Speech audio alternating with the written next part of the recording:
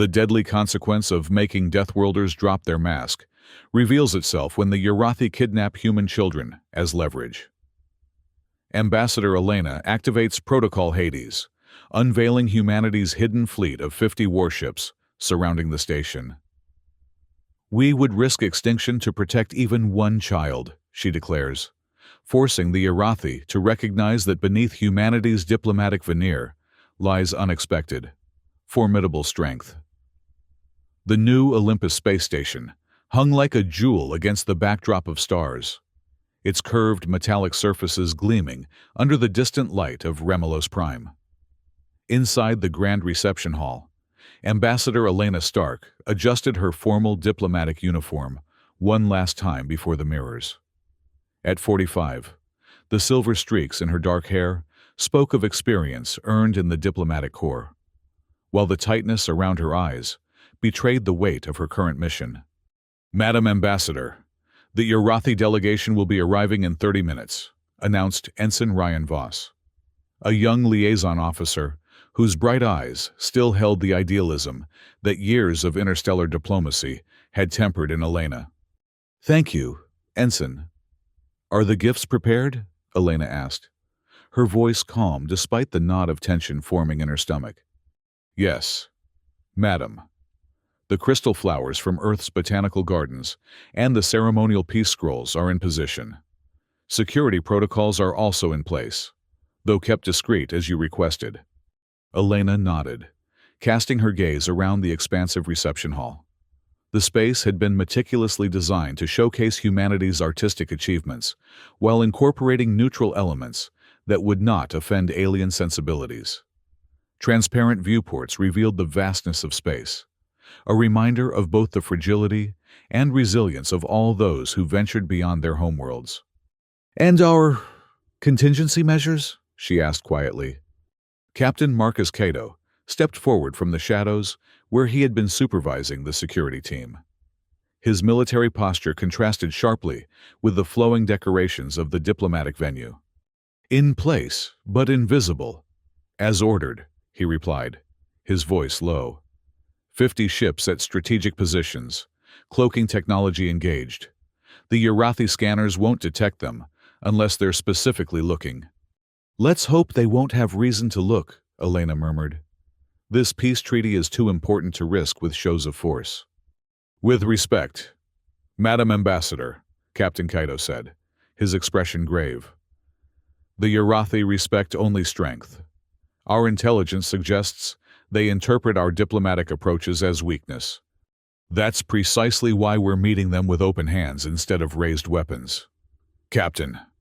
Elena's tone was firm, but gentle. "If we want lasting peace after a decade of war, we must break this cycle of intimidation." Dr. Mira Liang approached, data tablet in hand. The biochemical specialist had been instrumental in understanding Yarathi physiology, her insights proving crucial for the diplomatic team. "The biochemical scanners are operational," Dr. Liang reported. "We'll be able to monitor their stress responses during negotiations. If they're planning deception, we should see physiological indicators." "Good," Elena replied. "But remember, their biology responds differently to stress than ours. What might look like aggression could simply be cultural expression." Dr. Liang frowned. "Or what looks like cultural expression could be preparation for attack. These are Deathworlders. Ambassador. Hydros 9 has gravity twice. Earth's atmospheric toxins that would kill a human in minutes, and predators that make Earth's extinct lions look like house cats. The Yarathi evolved to survive by domination, not cooperation. Which is why this treaty matters," Elena countered.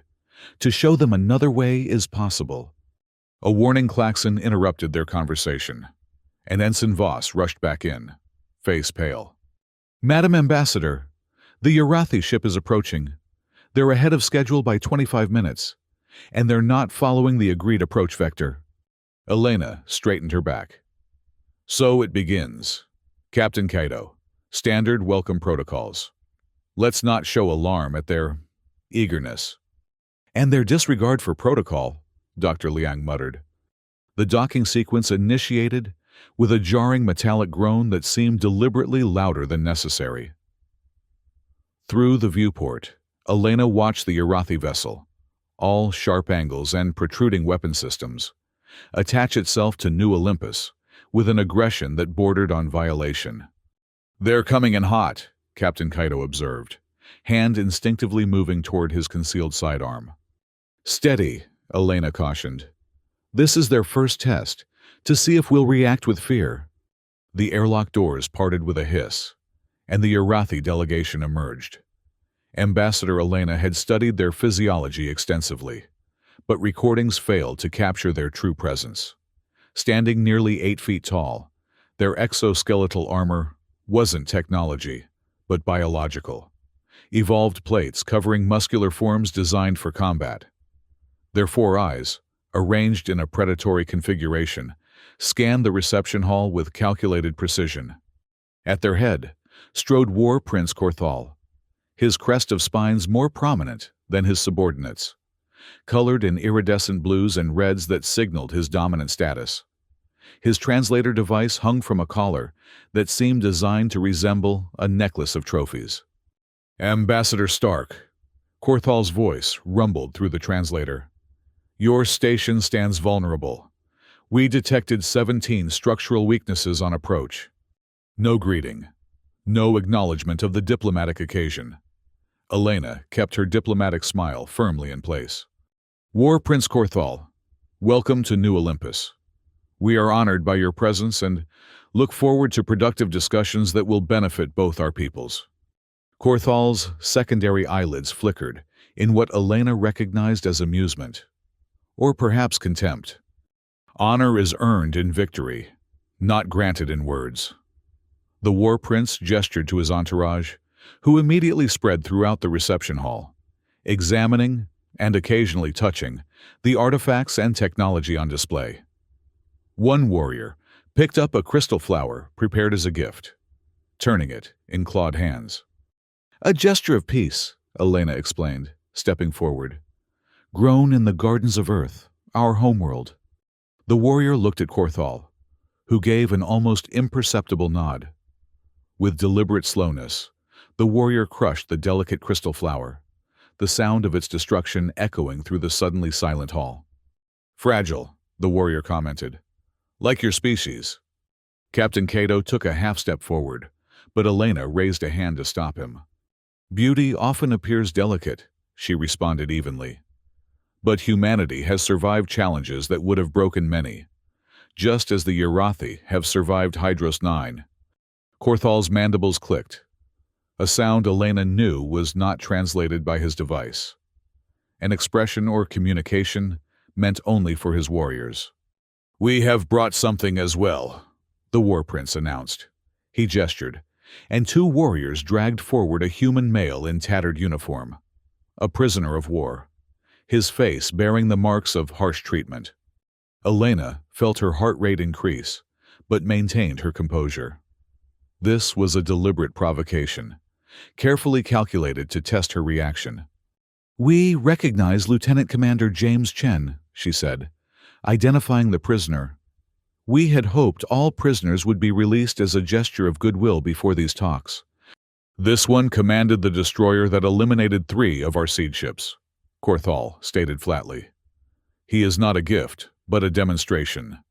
Without warning, one of the warriors drove a clawed hand into the prisoner's shoulder, extracting a scream that filled the reception hall. Elena felt, rather than saw, Captain Kaito and his security team tense behind her, hands moving subtly toward weapons. "Stop!" Elena commanded, her voice cutting through the prisoner's cries. "This is a diplomatic mission, War Prince Korthal. Treatment of prisoners is covered in the 3rd section of our proposed treaty." Korthal stepped closer, using his height to loom over Elena. "Treaties are made between equals, human. I see no equals here. Only those who have won and those who have lost." Elena met his 4-eyed gaze without flinching. "Then perhaps we should move to the conference chamber and determine what equality means to both our species." A rumbling sound emerged from Korthal's throat, something like a laugh. Yes. Show us this. Conference chamber. Let us see what other delicate things you wish to offer. As the delegation moved through the station corridors, Elena fell into step beside Dr. Liang. Biochemical readings? She whispered. Their aggression markers are elevated, but steady. Dr. Liang replied softly. This isn't impulse, it's strategy. They're testing our limits. And our prisoner? Stable, but needs medical attention. Captain Kaido has a team tracking him. Elena nodded minutely as they entered the conference chamber, a grand room dominated by a circular table symbolizing equality. The Urathi immediately disrupted this symbolism by refusing to sit, instead positioning themselves in a formation that resembled a hunting party. Your proposal, Korthal demanded without preamble. Elena activated the holographic display at the center of the table. 3 primary articles: cessation of hostilities, establishment of neutral trade zones, and cultural exchange programs to foster understanding. Understanding, Korthal repeated, the translator conveying his derision. Your kind wishes to understand what cannot be understood. We evolved to conquer or die. You evolved to talk until your enemies grow bored. Yet here you are, talking, Elena observed, suggesting you see value in something beyond conquest. The War Prince's exoskeletal plates shifted, creating a sound like grinding stone. We see value in resources. Your systems contain minerals our expansion requires. Which is why trade agreements benefit us both, Elena countered. You gain needed resources without the cost of war. Cost? Korthal laughed, a harsh sound that made several human aides flinch. War strengthens the Urathi. Peace weakens us. He paced around the table, examining the holographic display with apparent disdain. But we have lost ships, warriors, time. So we will consider your trade. Elena felt a small surge of hope. This was the first indication that the Urathi might actually negotiate rather than simply intimidate. Perhaps we should review the proposed neutral zones, she suggested, zooming the holographic display to show a star map with highlighted regions. For the next 3 hours, the discussion proceeded in fits and starts. Each concession from the Urathi came wrapped in threats or displays of dominance. Twice, warriors struck their own subordinates for perceived failures, spattering blue-black blood on the conference room floor. Elena maintained her diplomatic demeanor throughout, searching for the balance between firmness and flexibility that might lead to progress. During a brief recess, Captain Kaido approached her in a private alcove. They're scanning the station, he reported quietly, attempting to access our security systems. Elena's expression didn't change. Expected. Are our countermeasures holding? Yes, but they're being unusually thorough. Intelligence suggests they're looking for something specific. Our hidden fleet, Elena concluded. They suspect we wouldn't come to these negotiations without protection. Should we reposition if they detect even one ship? No, Elena decided after a moment's thought. Any movement increases the chance of detection. We maintain course. And if they find what they're looking for? Elena's eyes hardened slightly. Then we'll learn whether they truly value these negotiations or we're merely assessing our defenses. When negotiations resumed, Elena noticed a subtle change in Korthal's demeanor, a newfound intensity in his scanning gaze, a slight acceleration in his movements. Ambassador, the War Prince began with uncharacteristic formality. Your proposal mentions cultural exchange. Explain how creatures of soft worlds could survive cultural immersion with Deathworlders. Elena recognized the trap in his question. We don't propose immediate physical exchange. Virtual reality technologies would allow initial cultural sharing without physiological risk. Virtual, Korthal repeated with evident distaste. Unreal. False. Initial, Elena emphasized. A bridge to understanding that could eventually lead to actual exchange programs with appropriate safeguards. The war prince made a dismissive gesture. Words upon words. While we discuss falsehoods, reality continues. He turned to one of his warriors. Bring in the truth. The chamber doors opened, and Elena felt her blood run cold. Two Yarathi warriors entered, dragging between them a struggling human child, a girl no older than 10, wearing the uniform of the civilian settlement on Avalon. What is the meaning of this? Elena demanded, diplomacy giving way to genuine anger. Korthal's mandibles clicked in satisfaction. While we talked, my secondary vessel visited your colony on Avalon. We have taken 200 of your young as insurance against deception. The conference room erupted in outrage. Captain Kaido stepped forward, hand now openly on his weapon. You've violated the temporary ceasefire agreement, he shouted. Return those children immediately. The ceasefire applied to military targets. Korthal countered smoothly. These are civilian resources, valuable for ensuring your cooperation. Elena's mind raced through options, calculating risks and outcomes with the speed born of decades in crisis diplomacy. This was no longer about negotiation strategy. Children's lives hung in the balance.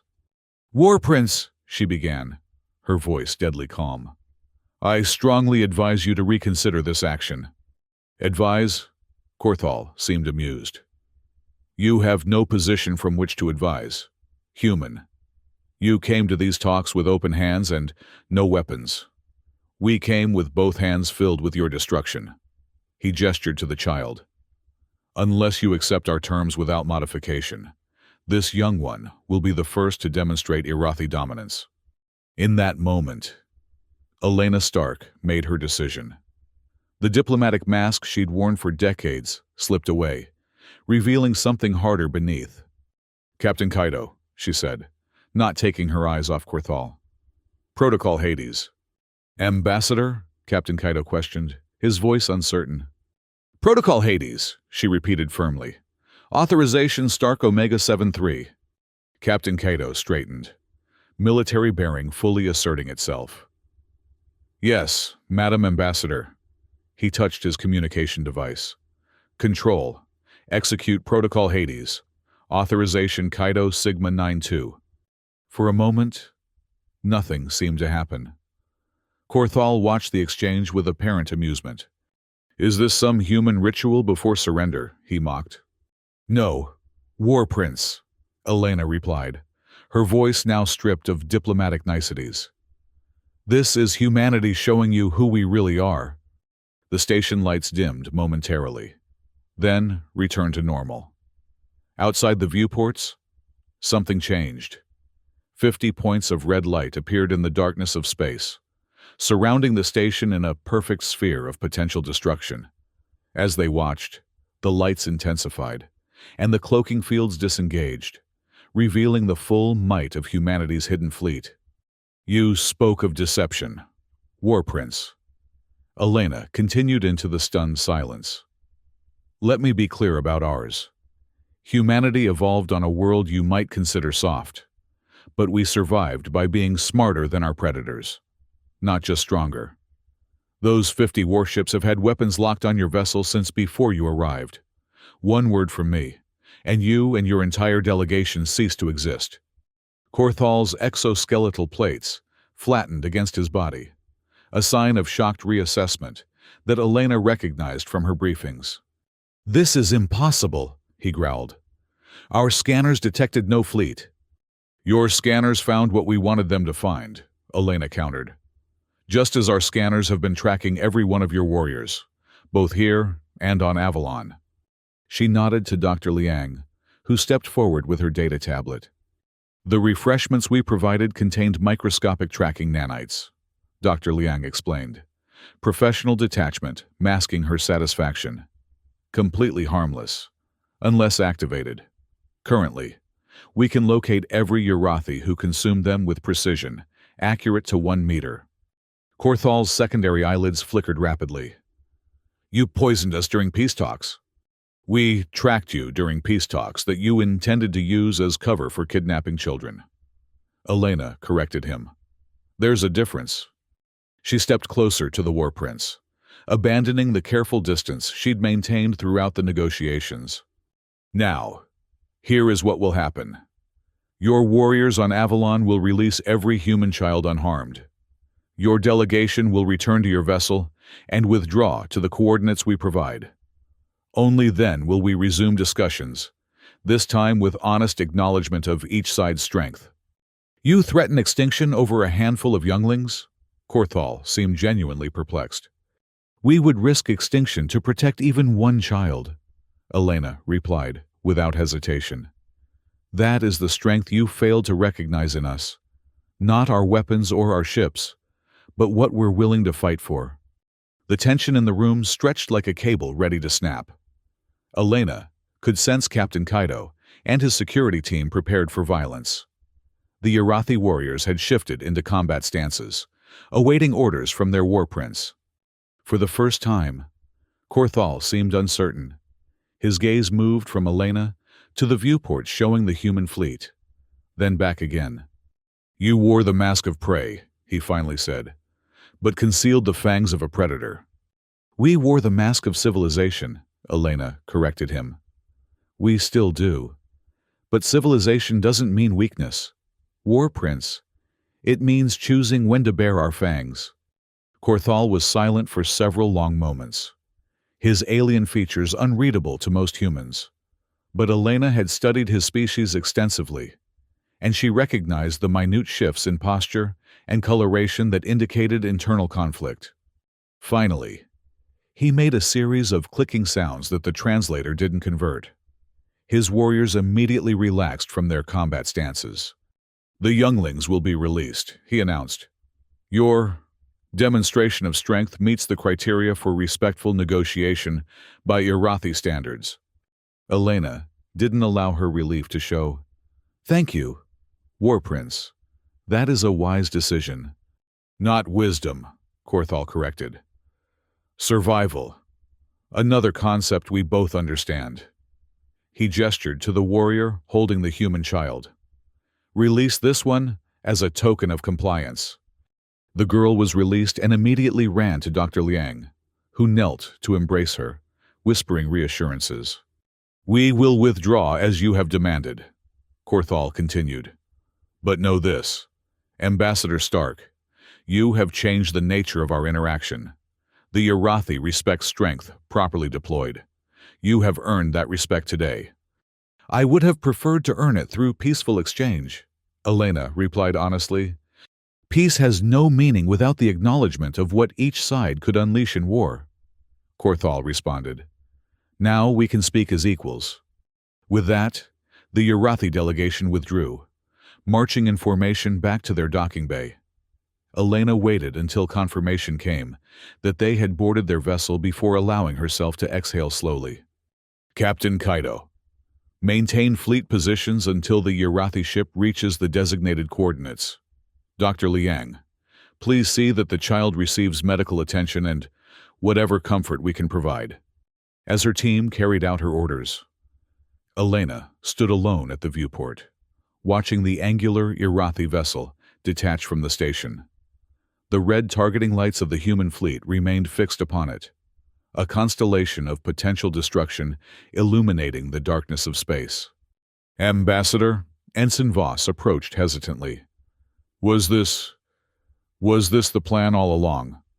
Elena turned to the young officer, seeing in his expression the idealism that now struggled against the harsh reality of interspecies diplomacy. The plan was peace, Ensign. It still is. But peace must be built on truth, not illusion. Today, both sides showed their true nature. And the fleet, the tracking nanites? Insurance, Elena replied simply. Hope for the best, prepare for the worst. The first rule of diplomacy with species that evolved on Deathworlds.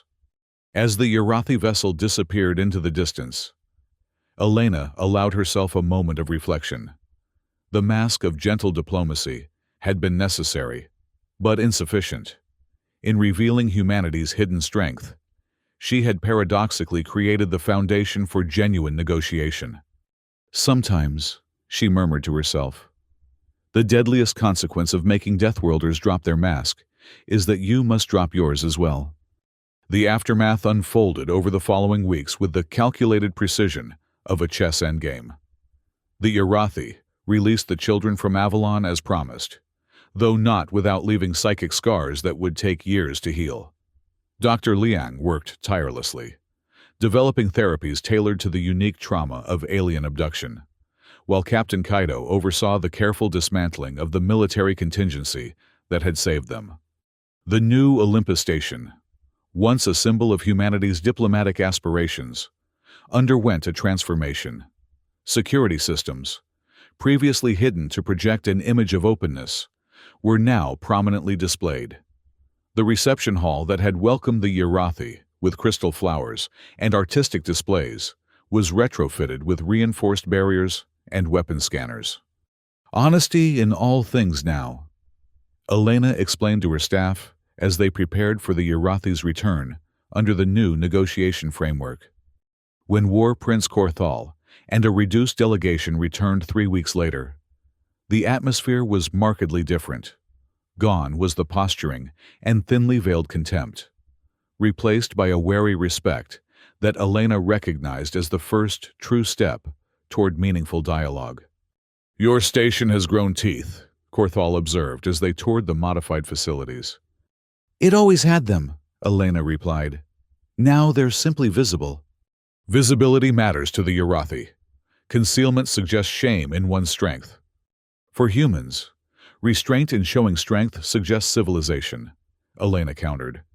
But I understand now that our cultures interpret these signals differently. The new negotiations proceeded with a directness that would have been impossible before. Each side acknowledged their military capabilities openly, creating a foundation of mutual deterrence upon which more cooperative elements could be built.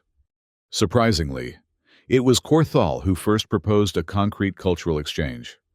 "Your Dr. Liang," he said, during their 4th session, "demonstrated knowledge of Irathi physiology that proved effective against us. We would learn this science." Elena considered the request carefully. Medical knowledge exchange could benefit both species, provided it's used for healing rather than developing biological weapons. "All knowledge is potentially a weapon," Korthal stated matter-of-factly. "Yes," Elena agreed, abandoning the diplomatic niceties she would have employed weeks earlier. Which is why trust must be built step by step.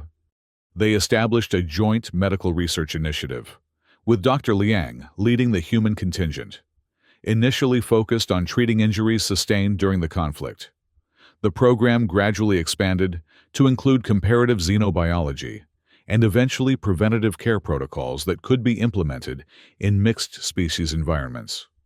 The first tangible product of this cooperation came when Dr. Liang developed a treatment for cascade deterioration, a degenerative condition affecting Irathi warriors exposed to certain radiation types common in space combat.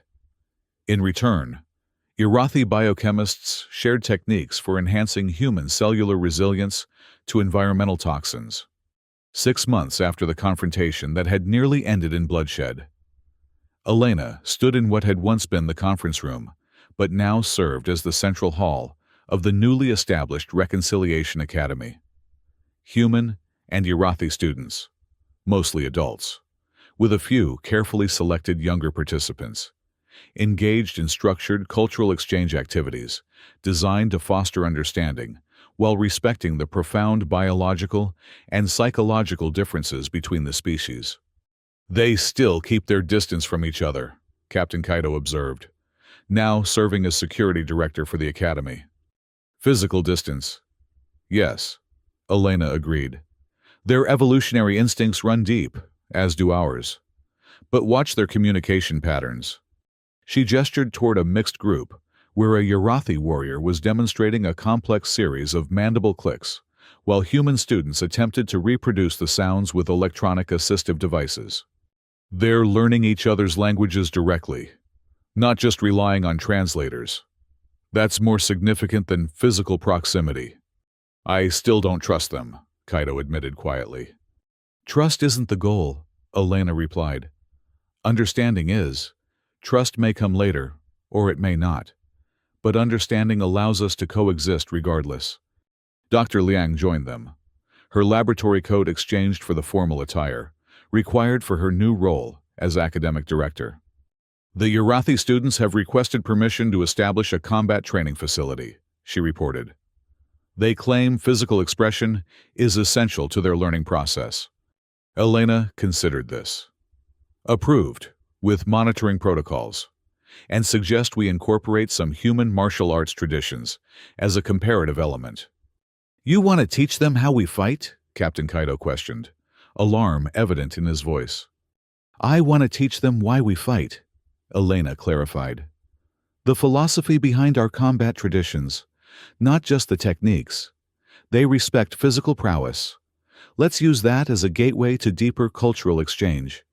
As they continued their tour of the academy, Elena's attention was drawn to the central atrium, where a new installation was being completed. A joint team of human artists and Urathi crafters had created a monument of interlocking metallic structures that somehow managed to incorporate aesthetic elements from both cultures. At its crown flew two flags, the starburst emblem of the Human Alliance and the jagged sigil of the Urathi Dominion, arranged not in opposition, but in parallel. An ambitious symbol, War Prince Korthal commented, appearing beside Elena with the silent movement, characteristic of his species. Symbols matter, she replied, echoing his earlier sentiment, especially when the reality they represent is still taking shape. The young ones you rescued from Avalon, Korthal said after a moment of silence. They fear us still. Elena didn't soften the truth. Yes, trust, once broken, is difficult to rebuild. Some wounds leave permanent scars. In Urathi culture, scars are marks of experience, valued rather than hidden. He turned his four-eyed gaze to her. But I have learned that human younglings are not meant to bear such marks before their time. No, Elena agreed quietly. They are not. We have no concept of apology, Korthal continued, surprising her. The strong do what they will. The consequences are merely reality to be accepted. But I understand now that humans measure strength differently. He extended a clawed hand toward the monument. This structure contains a material from Hydros 9, Dakar crystal, that our warriors carry to remember fallen packmates. Its inclusion here marks our acknowledgement of wrong action against your younglings. Elena recognized the profound significance of this gesture coming from a species that had no cultural framework for admitting error. Thank you, War Prince. That acknowledgement means more than you may realize.